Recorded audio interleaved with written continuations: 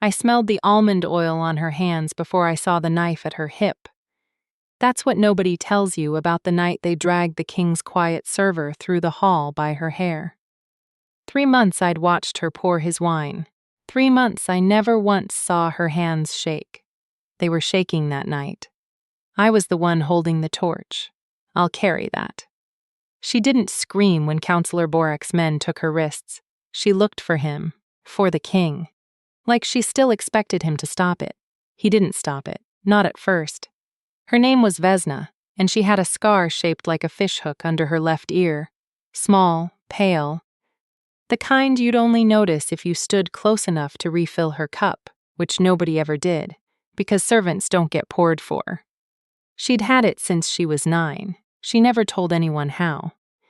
She came to Castle Hollowmere in the dead of winter with a letter of reference nobody checked closely enough. A wool coat 2 sizes too big, and hands that already knew how to carry 4 plates without a tremor. The steward took one look at her, quiet, unremarkable, eyes down, and put her on the high table. That was the first mistake. Everyone's, not just hers. Alpha King Dragon did not look up when she set down his first plate. Why would he? Kings stop seeing the hands that feed them around the 2nd week of any reign.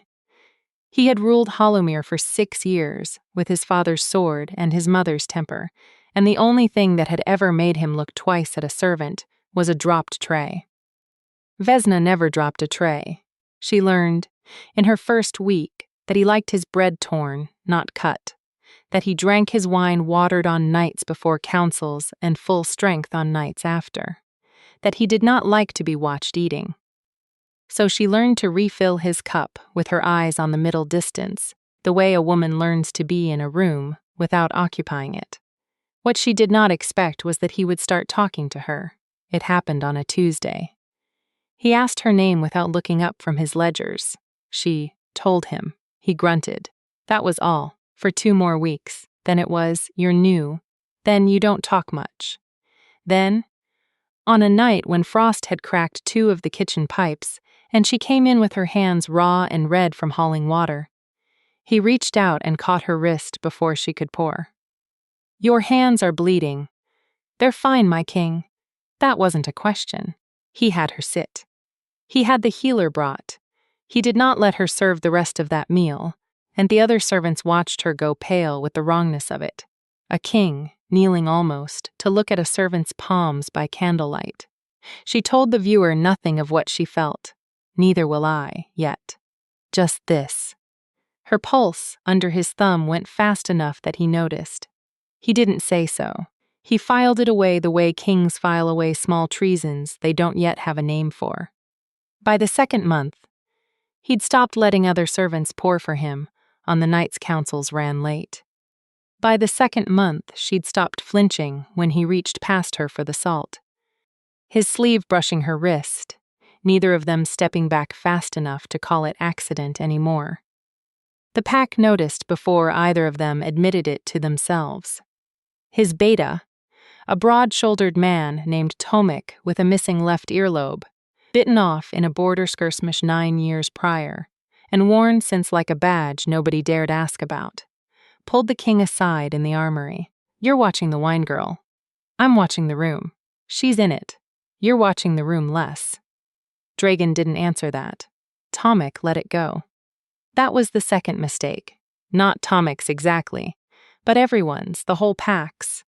They had a king who did not lower his guard for anyone, who had buried 2 betrothals and a brother to ambition, and they let themselves believe that a quiet woman with a fishhook scar and steady his hands was simply furniture that had started, very slowly, to feel like home.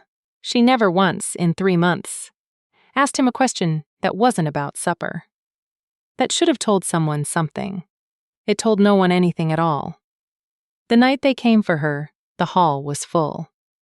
40 pack members at table, wolfsbane candles burning low, the smell of roasted boar fat thick enough to coat the back of your throat.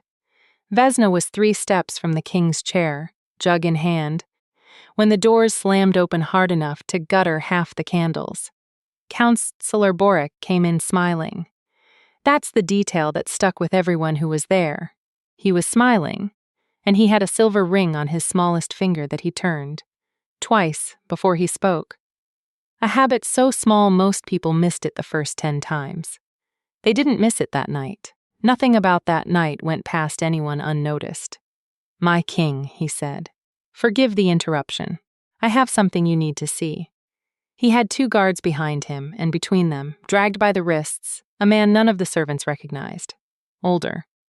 Gaunt. A burn scar across 3 knuckles of his right hand, old and silvered. This man, Borex, was found 3 nights ago crossing the eastern wall with a courier's pack. In it, maps of this hall, your guard rotations, the location of your private chamber. He paused. Let that sit, let 40 pairs of eyes do the work for him. And a name, written 6 times, in 6 different hands like a code being practiced. He turned. He looked at Vesna. "Vesna," he said, "your name, I believe." The jug slipped.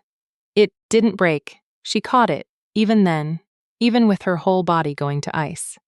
Because 3 months of training don't leave a person's hands in a single second, no matter what's happening to the rest of her.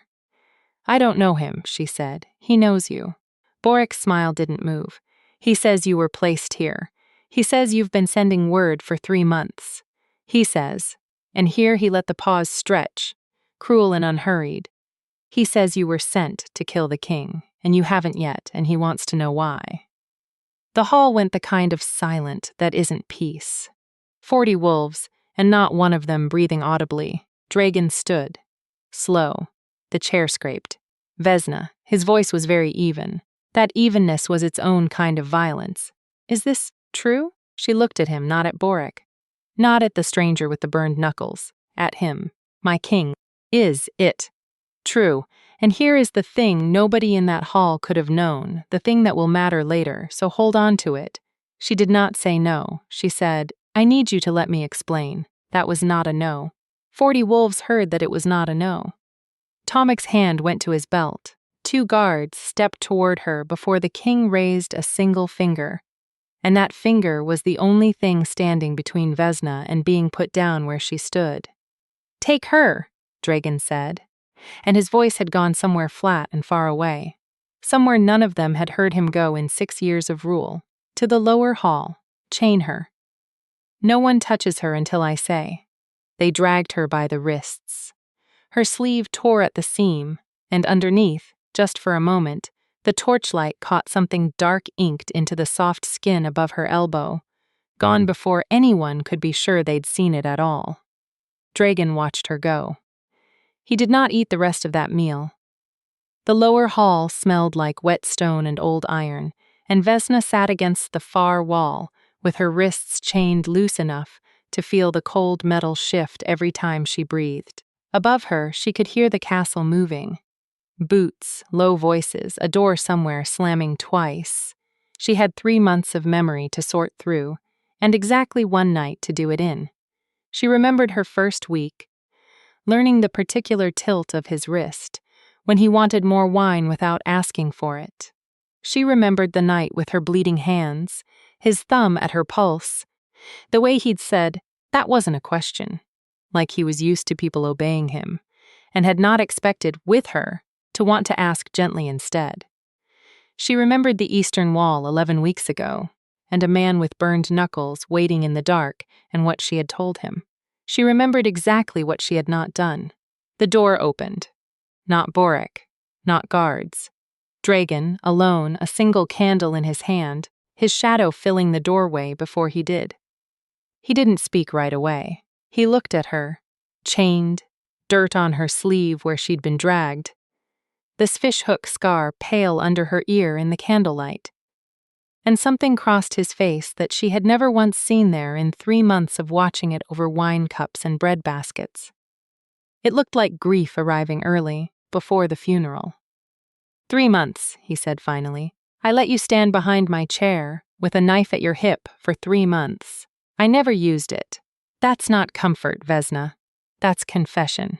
She flinched, not from the words, from how quiet he kept them. I trusted you, he said, and his hand, the one not holding the candle, closed into a fist at his side. Slow, like he was deciding whether to hit the wall or hold still. I let the rotations change around your schedule. I let you into the room where I keep the treaty seals. I told Tomik to stop watching the wine because I'd decided. He stopped. Started again, rougher. I decided you were safe before I had a single reason to. You had reasons. I had your hands not shaking. That's not a reason. That's a habit I mistook for one. It was the cruelest thing he'd said to her in 3 months. And the worst part, the part that would sit in her chest for days after, was that he wasn't wrong. Ask me, she said, whatever you need to ask. Ask me now, while it's just us, before Boric gets to ask it in front of the whole pack and turn every answer I give into a knife. He set the candle down on the stone floor between them.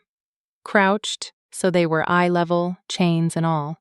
Did you come here to kill me? A held breath. Hers, not his. Yes. The candle flame didn't move. Neither did he for 3 full seconds, and then his jaw tightened, just once, the only sign that the answer had landed somewhere it could do damage. When, he said. Day 1. And the maps. The guard rotations. The name written 6 times. I sent the first 2 months ago. The third, her chains scraped as she shifted, the only outward sign of how hard this next part was costing her. I never sent the third. I stopped sending anything 11 weeks ago.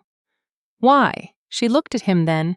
Really looked, the way she hadn't let herself in the hall full of 40 wolves and a smiling counselor. You know why, she said. You were there. The hands. The bleeding ones.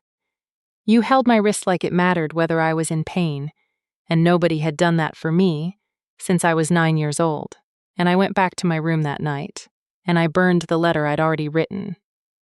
Outside, somewhere above them, a bell began to toll, the pack assembling, the hour of judgment arriving whether either of them was ready for it. Dragan stood, picked up the candle. At the door he stopped, his back to her, and said the thing that would haunt her more than any accusation Boric could invent. I don't know if I can stand in that hall and call you innocent. I'm not asking you to lie. I know, he said. That's what makes this worse. He left, the door shut. The bolt slid home, and Vesna sat alone in the dark with 11 weeks of unsent letters and a scar under her ear that nobody in this castle had ever once asked about. And for the first time since she'd crossed the eastern wall with murder folded into her coat pocket, she let herself cry, quiet, controlled, 3 months of training holding even her grief to a whisper.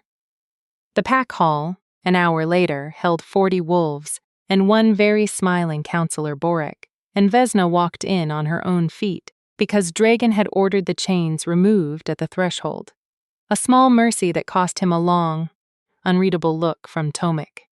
Boric's silver ring turned once, twice, as he addressed the gathered pack.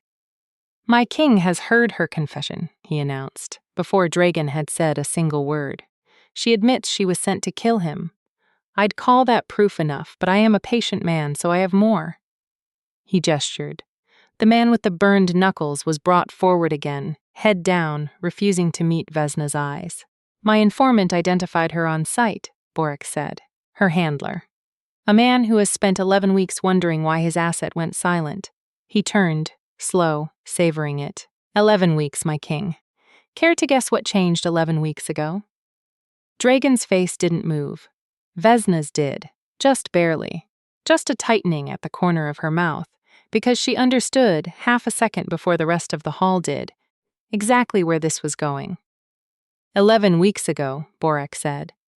You held this woman's hands by candlelight and called a healer for her like she was something precious to you. The whole hall saw it. I've simply been waiting for the moment it would matter. A murmur went through the pack, 40 wolves recalculating, in real time, exactly how compromised their king might be. She stopped sending word, Boric went on. Not because she repented. Spies don't repent, my king. They recalculate. She realized killing you outright might lose her something more valuable than the mission. He smiled wider. Your trust. Your bed, eventually. If she played it patient enough. A spy who marries her target doesn't need to assassinate him. She just needs to wait for him to die of something natural, with her standing closest to the throne when it happens. It was a lie built entirely out of true things, which is the only kind of lie that ever really works. And Vesna felt the hall turn against her in the space of one breath. "That's not," she started. "Isn't it?" Boric didn't even look at her. "Tell them then. Tell the pack why a trained assassin stops 3 days short of completing a contract she'd already spent 2 months preparing for. Tell them it isn't strategy. Make them believe you if you can." Vesna opened her mouth, closed it.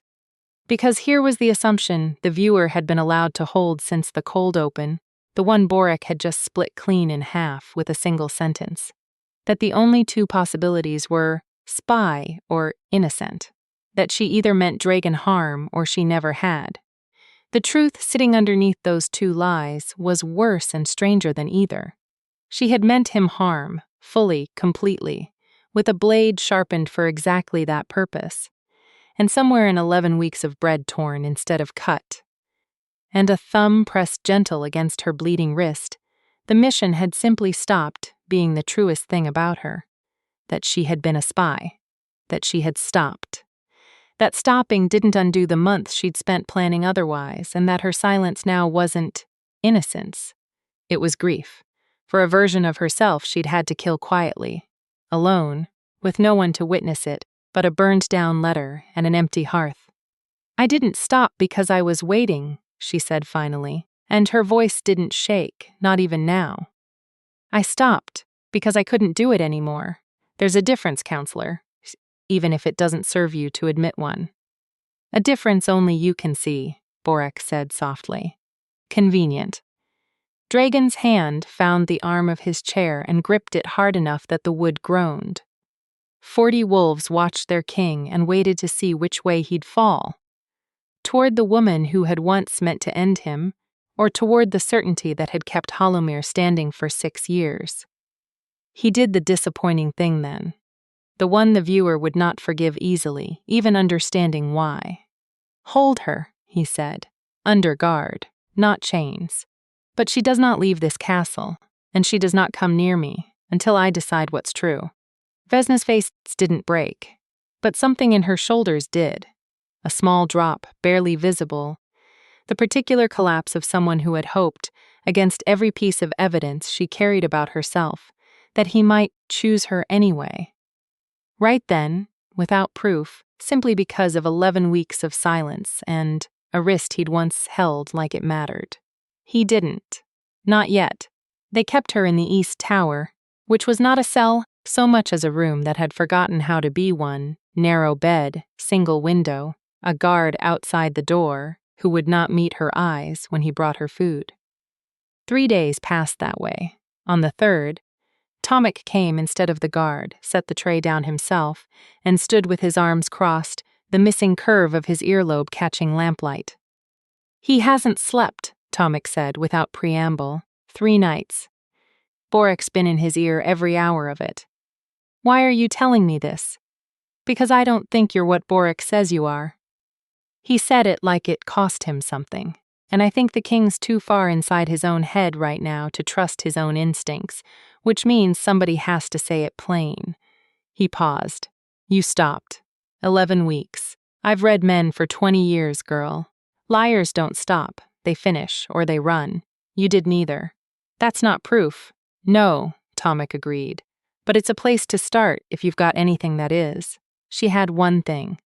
She'd been carrying it since the Eastern Wall, sewn into the hem of her second coat, the one she hadn't worn since winter ended. "The man Boric brought in," she said. "My handler. He didn't find me. I didn't go silent and get discovered. Boric summoned him. 3 days before the accusation. I know because I saw a courier in Hollowmere colors leave the castle 11 days ago, riding east, and I recognized the route. It's the same one I used to send my own letters." Tomek went very still. "You're telling me Boric brought your own handler to your king's table on purpose?" "I'm telling you somebody wanted me caught now. Not 3 months ago, when I arrived and could have been turned away at the gate. Not 2 months ago, when the letters were still going out and the proof would have been clean. She held his eyes, now. After everyone in this hall had already watched the king hold my hand like it mattered. The timing isn't an accident, Tomek.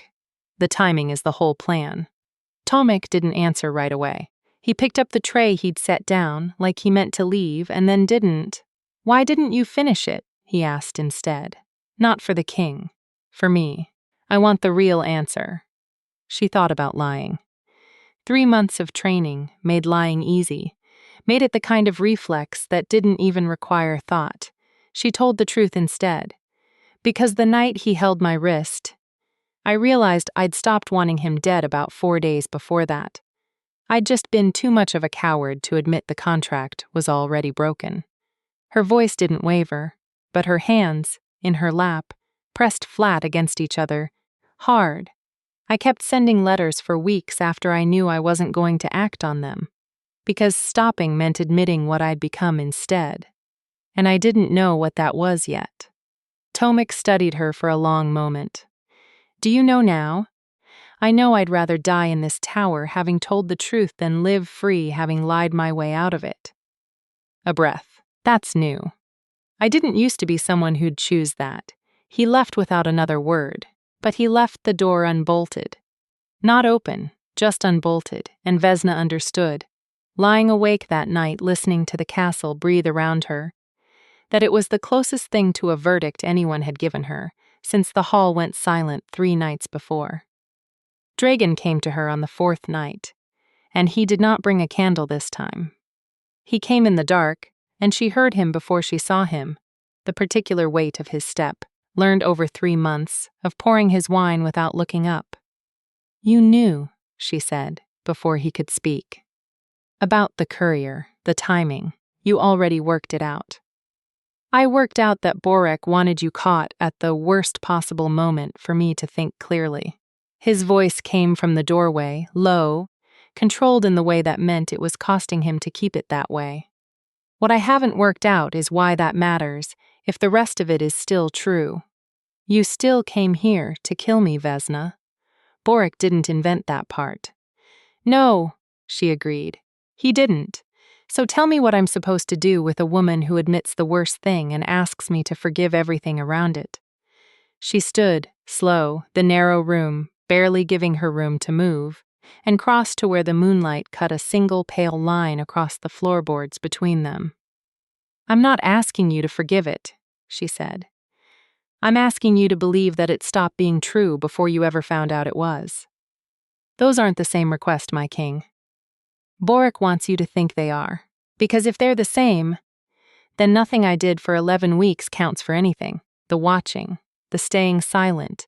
When silence put me at risk, the burning of a letter that would have made my exit clean, and my conscience simple.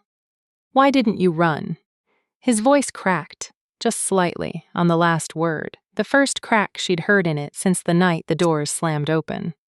If the mission was dead, if you'd truly stopped, you had 11 weeks to disappear and you didn't. Why? And here was the answer that would matter more than anything Borek could manufacture, the truth underneath every other truth in this story. Because I wanted to know what it felt like to be looked at and not used for something, she said. Even for a little while, even knowing it would end like this. Silence, then. The kind that has weight to it, that presses on the chest. He crossed the room, stopped close enough that she could hear his breath change. Not quite touching her, the line between them drawn and held with a discipline that cost them both visibly, his hand lifting halfway toward her face before he caught it, fisted it, let it drop back to his side. I can't clear you tomorrow, he said.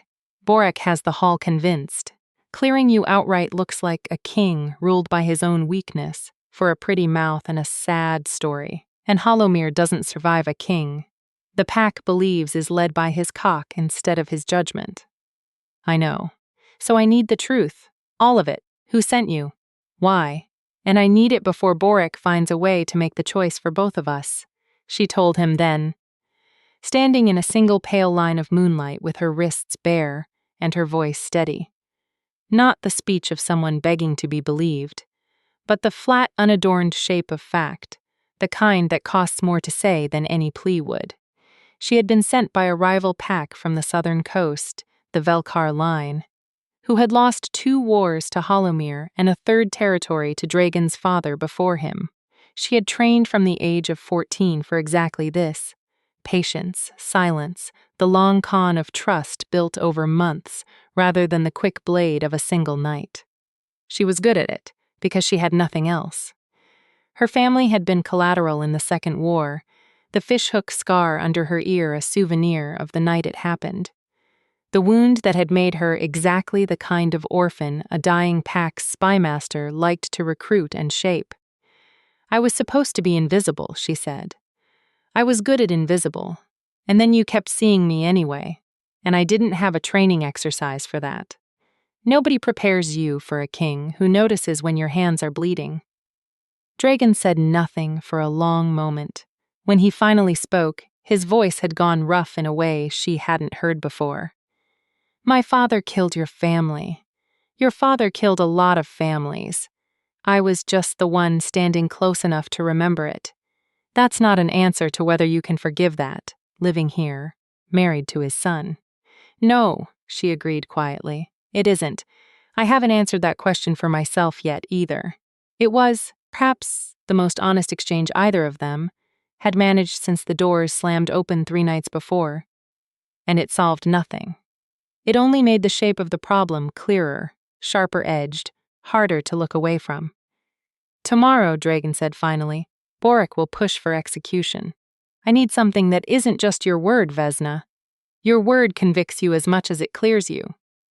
"Then find Boric's courier," she said. "Find out who really summoned my handler, and why now, and you'll find your proof isn't about me at all. It's about who benefits from you doubting everyone you trust." He left before dawn. He did not touch her.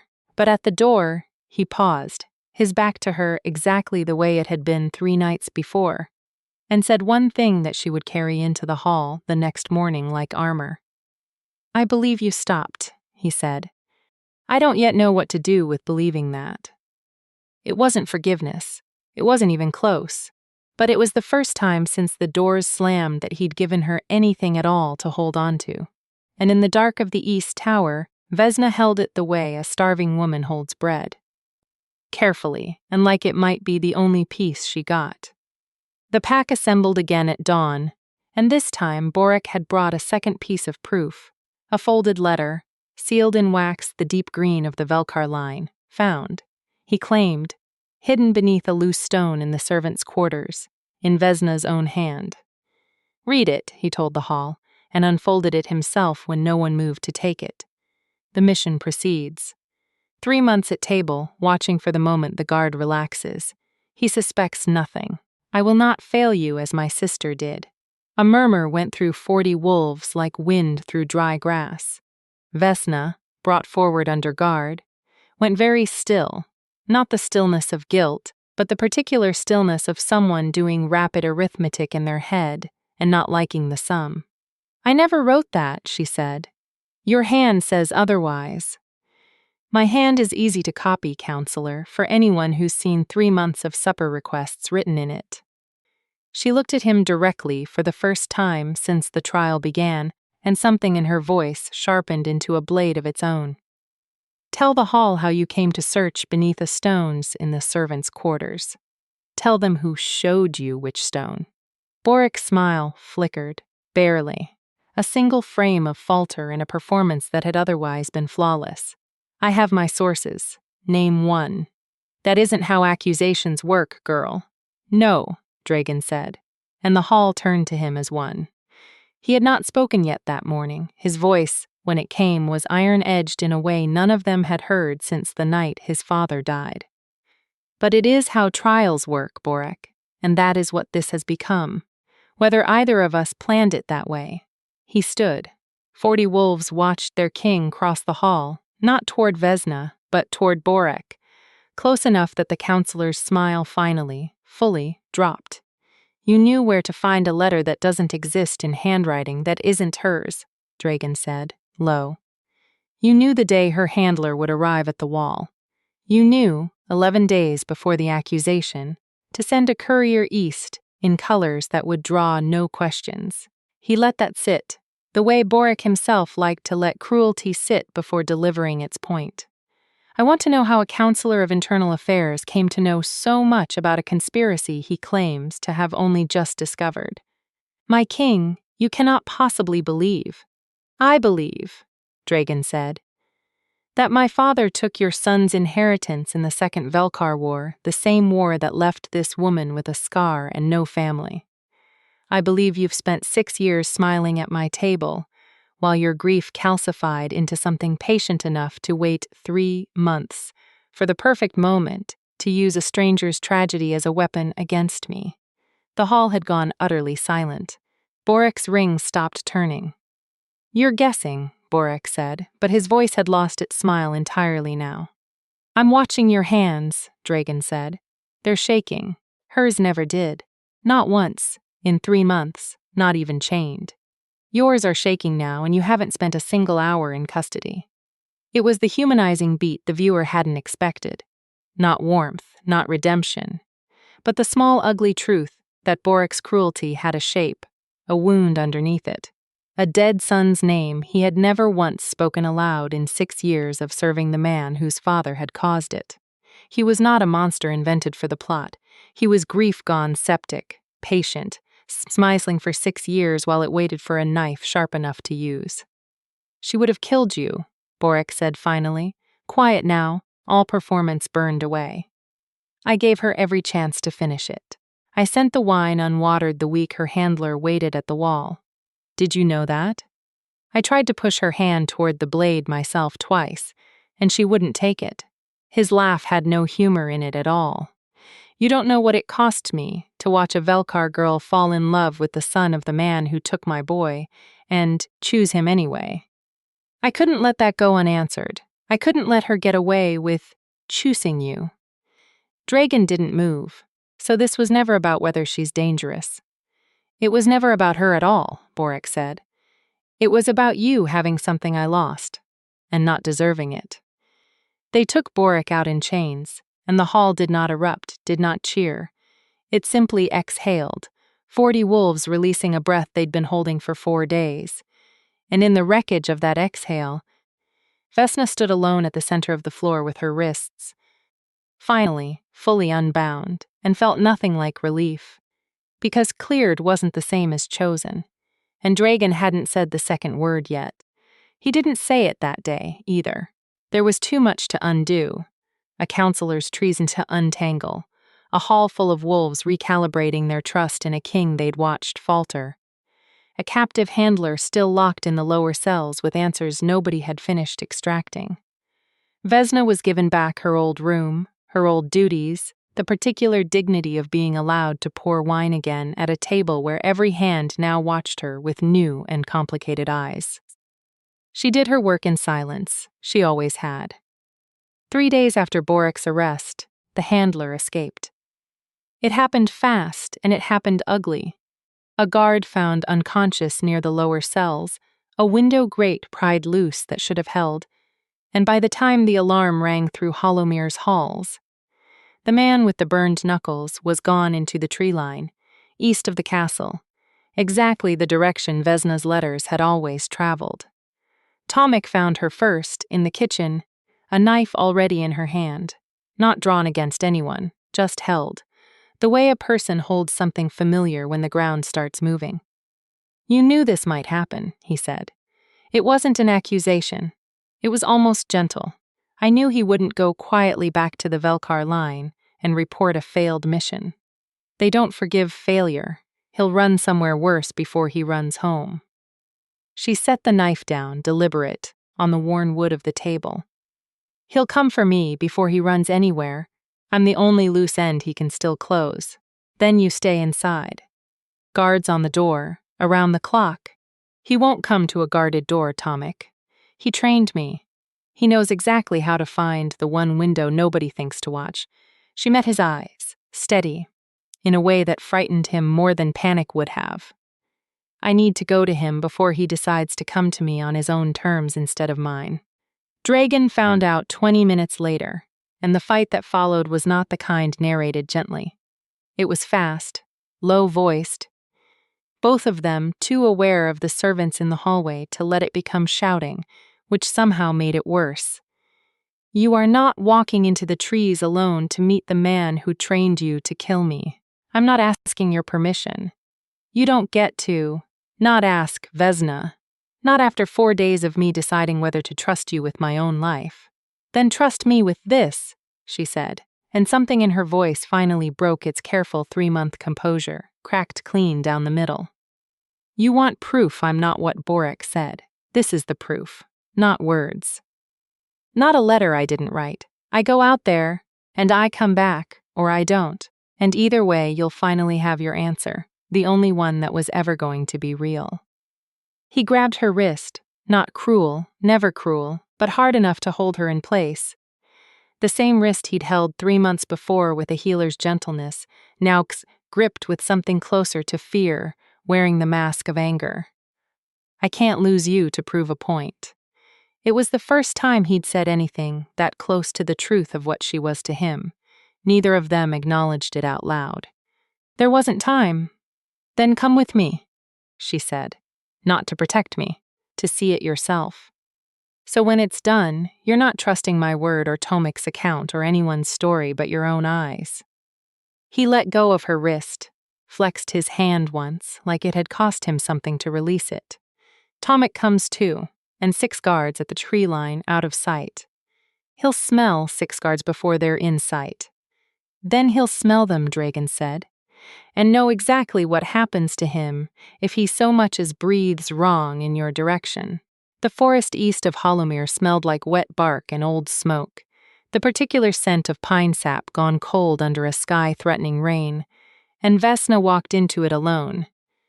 20 paces ahead of where Dragon and Tomic held the tree line, every nerve in her body counting the silence between her footsteps and whatever waited in the dark ahead. He was waiting at the clearing she knew he'd choose. The one place along this route with 3 exits and no clean sightline, the same clearing she'd been trained to use for dead drops 2 years before any of this began. You look well, her handler said, stepping from the shadow of a split oak.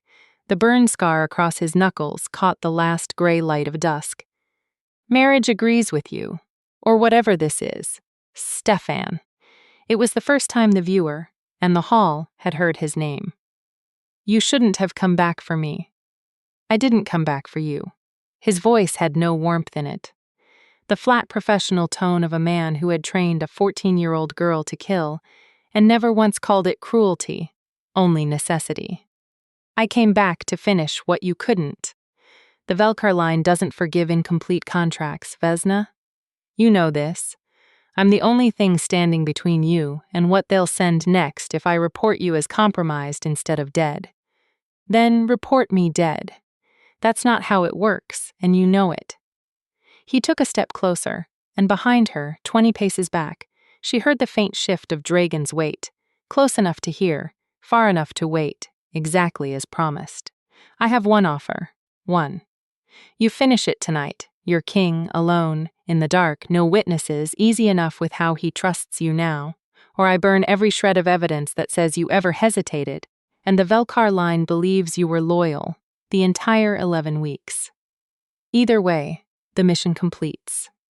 The only choice you have left is whether you're the one who gets credit, or whether I make sure you're remembered as the girl who went soft and had to be replaced. It was the final test, laid bare and ugly in the dark. Not could she kill him, but would she let someone else's story decide who she was, one last time, for the sake of a clean exit and a life free of consequence. I already told the truth, Vesna said, in front of 40 wolves. There's no version of this where I get to be the loyal asset again, Stefan.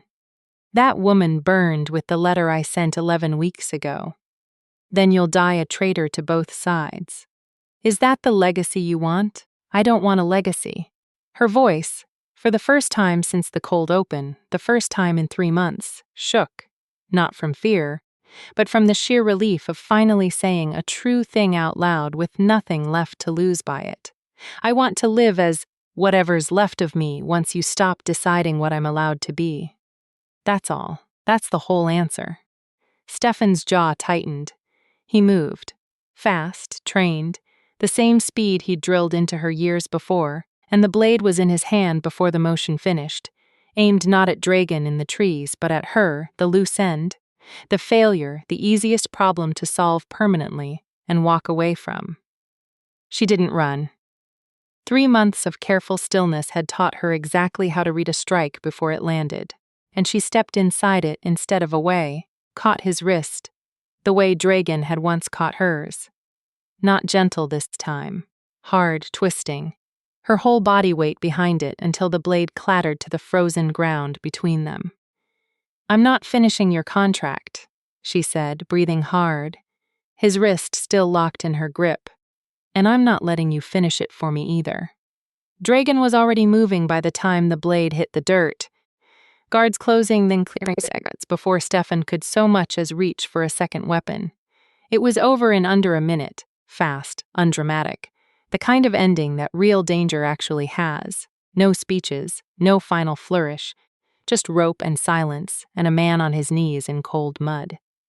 Vesna stood in the clearing's center, chest heaving, her hands, for the first time in the entire story, visibly shaking. Dragan crossed to her without a word, didn't ask if she was hurt, just took her shaking hands in both of his, the same gesture from 3 months before, the one that had started all of this, and held them until they stilled. "You came," she said. "I told you I would. You didn't trust me to do it alone." "No," he said. "I trusted you completely. I just wasn't willing to find out what came after, if I was wrong, from 20 paces away instead of standing close enough to do something about it. It wasn't, 'I love you.' It wasn't a vow, or a claim, or a bond mark pressed to her wrist in front of the watching pack. It was smaller than that, and somehow it landed harder. A king who had spent 4 days unable to decide whether to trust her, choosing in the one moment that actually mattered, to stand close enough to lose everything alongside her, instead of safely behind. They walked back to Holomir in silence. Stefan bound and marched ahead under guard.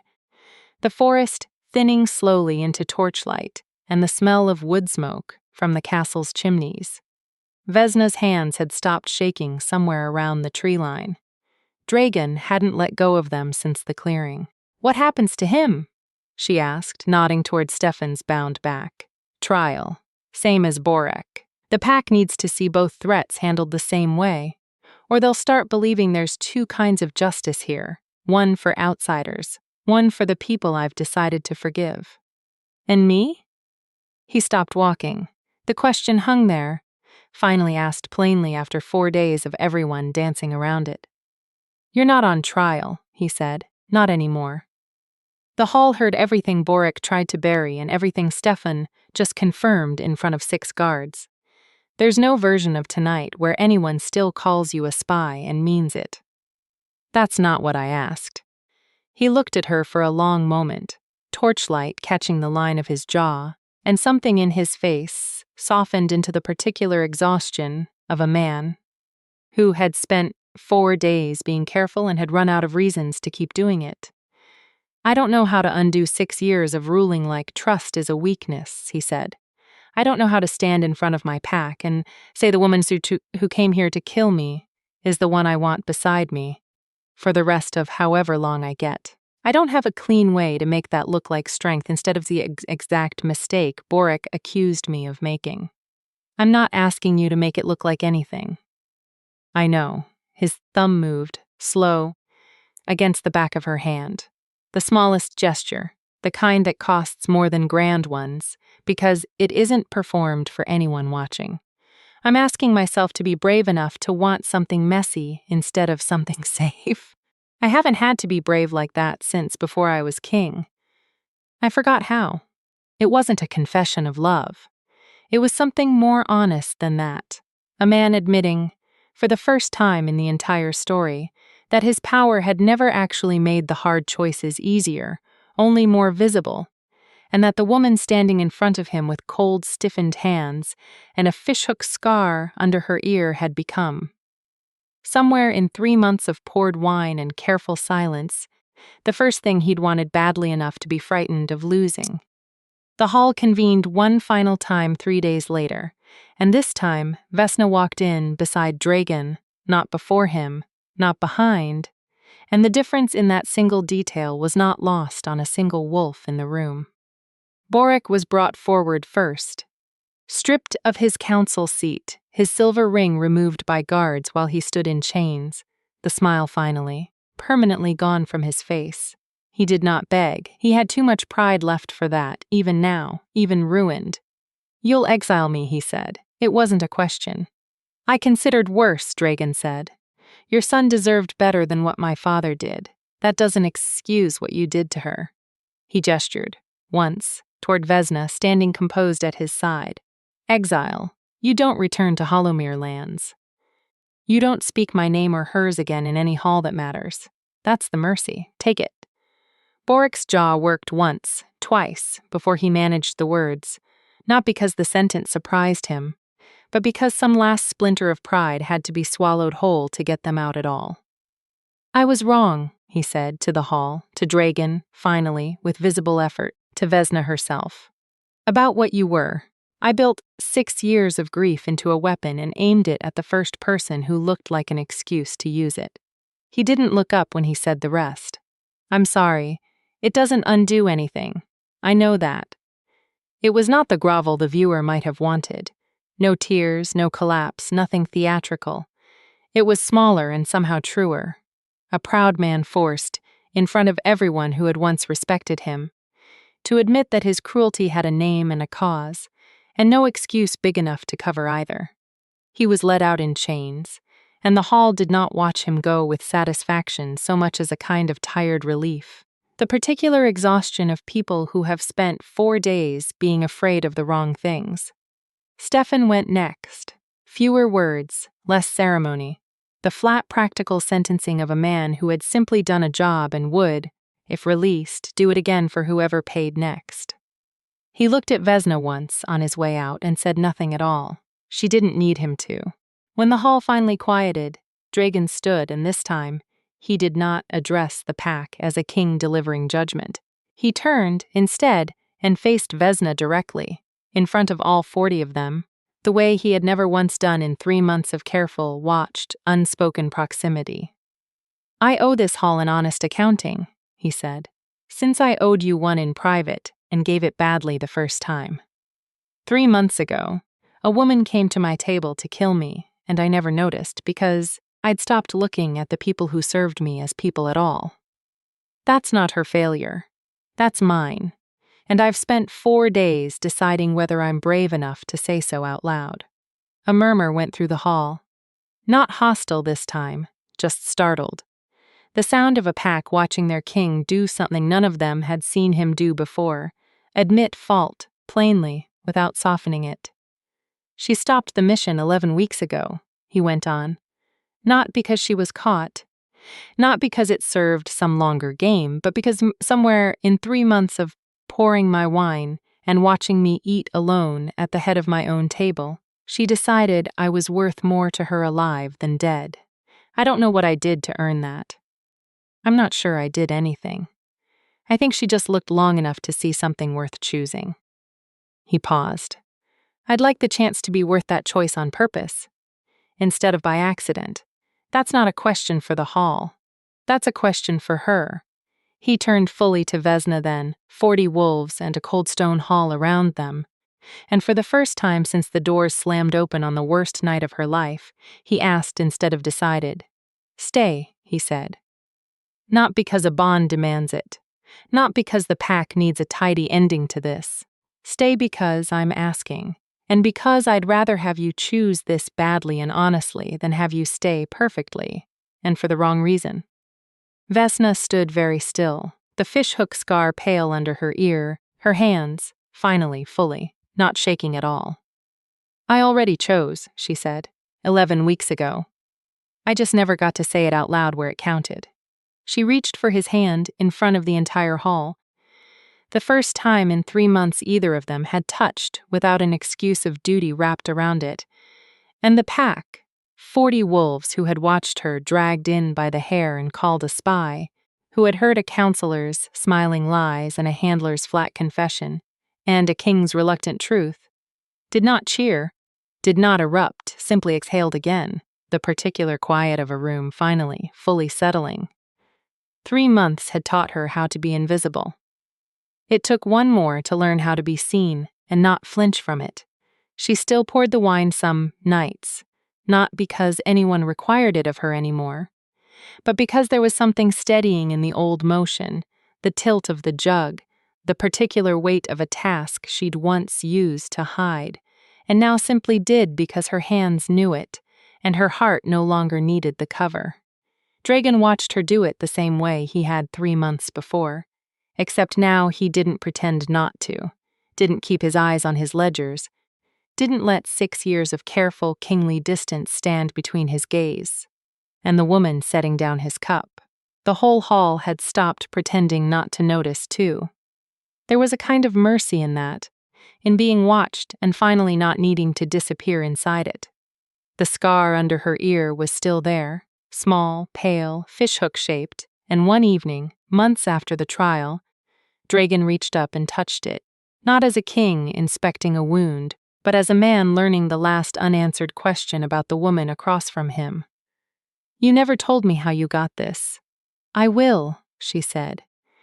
"Not tonight." "Why not tonight?" "Because some things you don't hand over all at once," she said, "even to someone you've already given everything else to. Some things you let them ask for, slowly, the way you'd ask for anything worth having."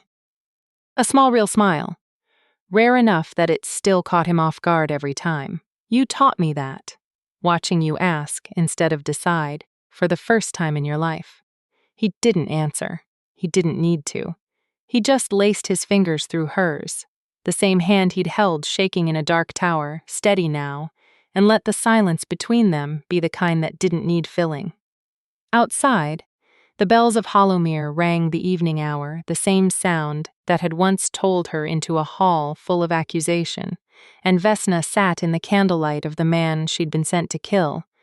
The 3 months a stranger, one trial a spy, and finally, by her own slow, hard-won, unforced choosing, exactly where she meant to stay.